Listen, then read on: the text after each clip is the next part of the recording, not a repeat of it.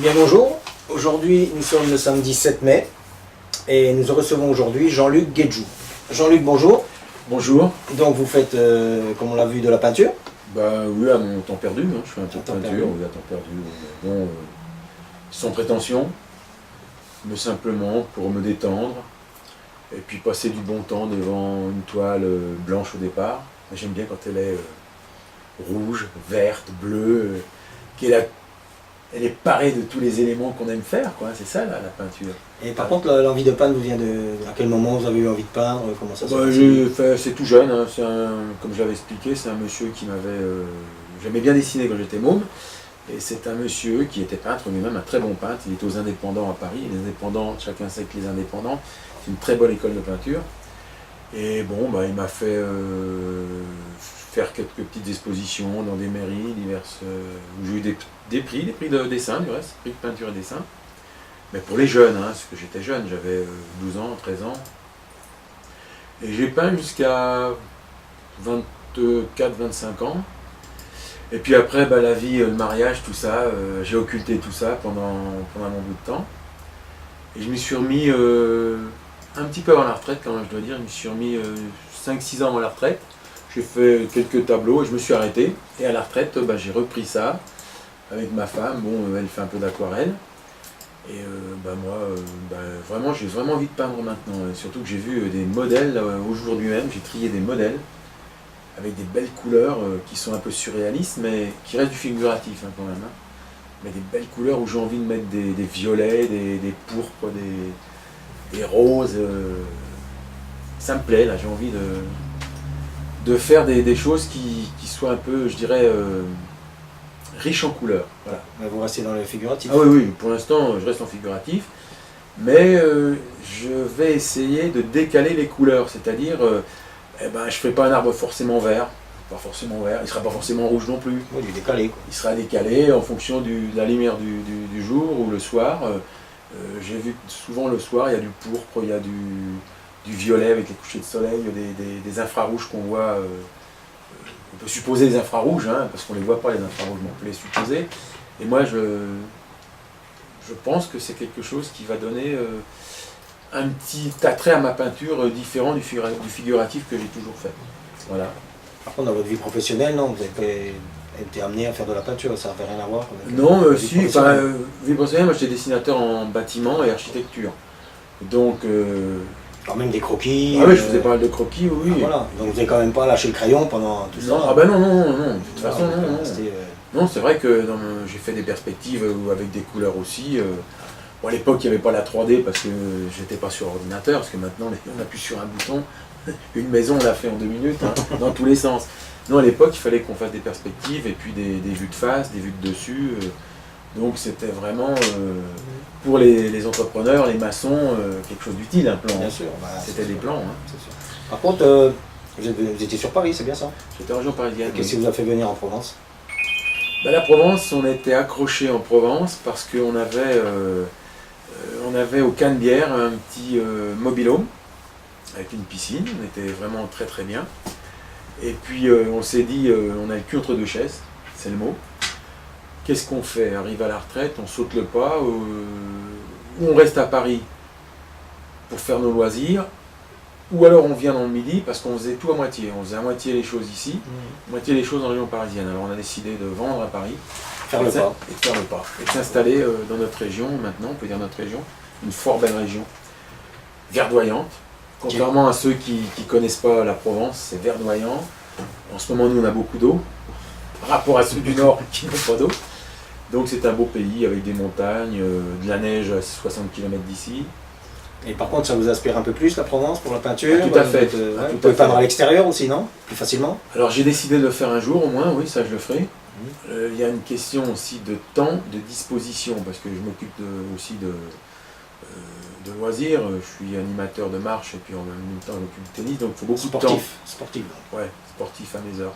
Mais il faut beaucoup de temps parce qu'il faut peindre aux mêmes heures, il faut mettre son cheval au même endroit, cadrer à la même place, les mêmes heures pour les couleurs de la nature. Et jusque-là, ça m'a pas été facile d'avoir au moins 2 heures par jour. Voilà. La lumière. Voilà, 2 heures par jour au même endroit. Ça m'a pas été très possible. Mais j'ai repéré des coins des vieilles masures abandonnées en plein dans les coteaux de Provence, là, pas loin d'ici, du reste, entre Le Mu et Sainte-Maxime. Il reste 2 ou 3, je pense que ça devait être comment on appelle ça, des vieux moulins. Il y a des arches en pierre, c'est très très joli. C'est moulins à huile. Ouais, je pense des moulins à huile, et je pense que là, il y a des choses à faire. Voilà. Et qu'est-ce qui vous a amené à connaître Dragon d'Art, l'association La Dragon d'Art, je l'ai connu par rapport à un animateur de la marche, qui est voisin de Alan. Et on a fait, nous, en tant que le club de marche du MUI, la journée associative des associations.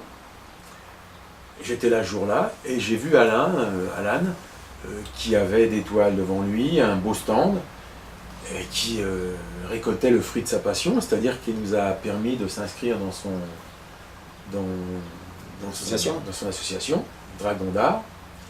Je suis très content d'en avoir fait partie. Ça m'a permis effectivement de voir que les cassettes qu'il réalise sont de très très bonne qualité. J'allais y venir justement. Elles sont vraiment intéressantes. Qu'est-ce que vous pensez donc des médias actuels? Le média actuel, donc le web. Ouais, le web, actuellement. C'est porteur. Donc de faire de la télévision web, ouais. Est-ce que vous pensez que vous, à votre niveau, pour les artistes, ça peut apporter quelque chose? Alors je pense que ça ne peut pas apporter, je pense qu'il n'y a pas d'autre échappatoire que d'y passer. C'est un bon média. C'est un média excellent, surtout quand il est bien présenté comme il a été fait là. Oui, vous avez vu qu'on a fait une cassette donc sur vous, oui, un DVD, oui. Qu'on peut présenter au public. Oui, donc on est passé de vous voir chez vous. Ah oui, super cassette. On vous a filmé, le film ensuite a été monté, et donc un DVD est fait.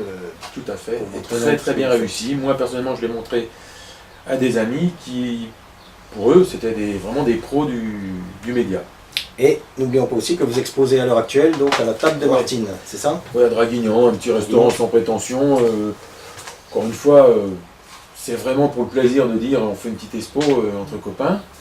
Bah, disons que ça valorise aussi votre travail. Ça valorise le travail. Ça permet aussi à des personnes qui ne vous connaissent pas de voir un peu ce que vous faites. Ça permet aussi au restaurateur d'avoir une gaieté de couleurs dans son restaurant, d'avoir dizaines de tableaux avec des couleurs sympas. Quoi. Oui, parce qu'on va rappeler aussi qu'en fait les tableaux tournent tous les mois. Oui, tous les mois. Donc là vous êtes pour un mois, donc la table de Martine à Draguignan. Voilà, Dragon d'Art permet à un artiste par mois de pouvoir s'exprimer. Et peut-être à d'autres restaurants, d'après ce que j'ai compris, d'autres restaurants feront partie de la liste où Dragon d'Art viendra avec son média travailler. Donc vous pensez vraiment que de passer sur le web et de faire des DVD pour l'artiste, c'est vraiment quelque chose... Écoutez, je pense non seulement, mais c'est nécessaire. Pourquoi? On a vu des artistes pas médiatisés au départ, des chanteurs comme Grégoire et d'autres, qui sont sortis du web, quoi, qui sont sortis de la... Il n'y avait pas de maison de production, sans maison de production. Sans maison de production, et ces gens-là, il s'est avéré qu'ils étaient très très bons. Donc je ne vois pas pourquoi en littérature, en peinture, tout ce qui est artistique, ça ne soit pas la même chose. Et je pense que c'est encore plus facile peut-être pour la peinture, les œuvres littéraires. C'est visuel. On montre ça à la télé, un chanteur, bon, c'est pas toujours visuel, on l'écoute, mais là c'est vraiment des œuvres à lire, à voir, beaucoup plus facile. Bien sûr. Je vous coupe parce qu'on a une question de chat. J'ai une question de chat là. Monsieur Eric de Draguignan. Oui, il me pose une question. Par contre, l'adhésion à cette association, y a-t-il un prix? Est-ce que vous payez une adhésion donc à l'association? Oui, mais c'est pas une grande adhésion, c'est tout à fait une adhésion comme toutes les associations. C'est pas... Qui se monte à 50 € à l'année. À l'année. D'accord. Donc et là-dessus, quand vous allez exposer par exemple dans les restaurants, vous ne payez rien. C'est compris dans l'adhésion. Nous, c'est compris dans l'adhésion. Il n'y a pas de souci. Et par contre, les DVD que fait l'association Dragon d'Art, eux, sont vendus à quel prix? D'après ce que je sais, autour de 49 € le DVD avec une suite de 19 € le DVD. Et donc pour la maquette, surtout pour la maquette au départ, ça me semble logique comme prix. Il n'y a rien d'extraordinaire. Donc avec une jaquette, avec un DVD à l'intérieur. Qui est très bien faite, très bien faite. Vraiment du pro. D'accord. Du pro. Bon, écoutez, c'est bien. Par contre, j'avais une autre question. Vous peignez le support que sur de la toile ou vous peignez, je sais pas, sur des tuiles, sur des murs? Non, pour l'instant, c'est que sur de la toile. Pour l'instant, c'est que sur de la toile. Et puis j'ai fait du fusain. Donc du fusain, c'est sur du papier. Pas de problème. Voilà. Eh bien, écoutez, on vous remercie. Bah écoutez, j'espère que les suivants sauront aussi porter haut les couleurs de Dragon d'Art. Écoutez, C'est tout donc, ce que je souhaite, c'est tout le mal que je vous souhaite. Hein. donc on vous rappelle que Jean-Luc Guedjou, donc, qui expose actuellement à la table de Martine, Mhm. à Draguignan, place du marché. Donc, et cela jusqu'à donc, fin mai, début juin. Oui, fin mai, oui. On pense Voilà, fin ouais, mai. c'est ça. Oui, tout à fait. Oui. Donc allez-y, vous pouvez même aller manger Ah oui, à la parce table que de la Martine, table a ça l'air mange d'être- bien. La table a l'air d'être bonne. Je vais y aller cette semaine, du reste. Voilà, c'est un petit restaurant, mais accueillant. Et Accueillant, oui, les sympathique. patrons oui. sont très sympathiques. Sympathique, oui. Voilà. Ben, écoutez, je vous remercie, monsieur Eh Guedjou. ben, je vous remercie. Hein, et puis, bonne chance à Dragon d'Art. Merci bien, Au revoir. et pourvu que ça dure.